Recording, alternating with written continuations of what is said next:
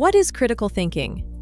Imagine you read a research summary that says, "Technology improves student engagement." At first, this sounds useful. You might include it in your assignment.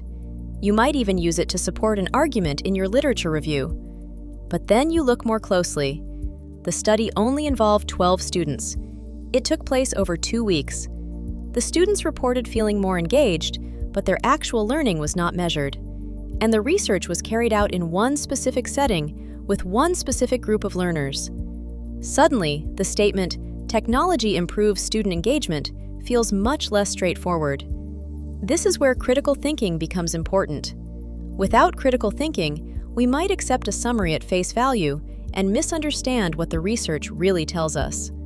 With critical thinking, we ask deeper questions.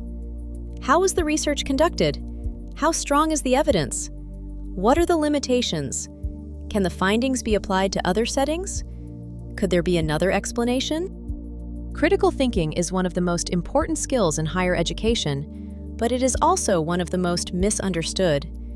Many people think being critical means finding fault with something or being negative. In reality, critical thinking is about analyzing information, evaluating evidence, questioning assumptions, and making informed judgments. Put simply, it is the difference between accepting information and thinking carefully about information. Let's look at an example. Imagine a student is writing a literature review about technology in education. They write, "Smith, 2022, found that technology improves student engagement. Jones, 2023, also found that technology has a positive impact on learning. Brown, 2021, argues that digital tools increase student motivation."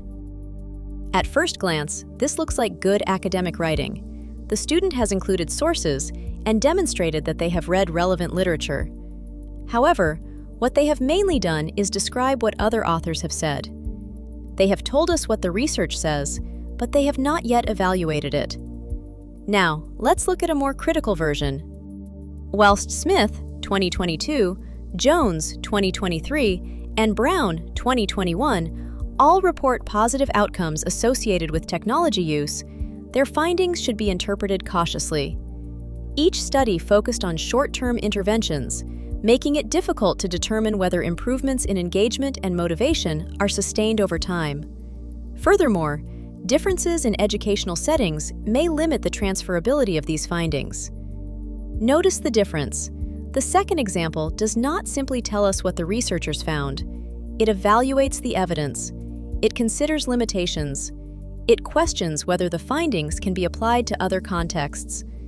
The writer has moved beyond description and into analysis. It is not enough to ask, "What does the research say?" We also need to ask, how convincing is the research? What are the strengths and limitations? How does this compare with other studies? What can we reasonably conclude from the evidence? A good starting point is to ask better questions when reading research. Who conducted the study? How was the research carried out? How many participants were involved? What evidence was collected? What are the limitations? Do other researchers agree with these findings? Could there be another explanation? Each time you ask questions like these, you begin to engage more critically with the literature. Think of yourself as a detective. A detective does not simply accept the first explanation they hear. They gather evidence.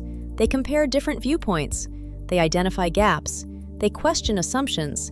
And they carefully evaluate the information before reaching a conclusion. Researchers do the same thing. Critical thinking is not about being negative. It is about being curious. It is about looking beneath the surface, questioning evidence, and making reasoned judgments.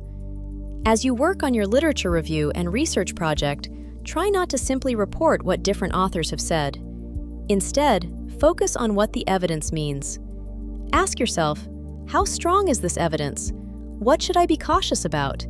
How does this link to wider research? And what judgment can I make based on what I have read? That is where critical thinking begins. And it is this skill that transforms a literature review from a summary of information into a strong academic argument.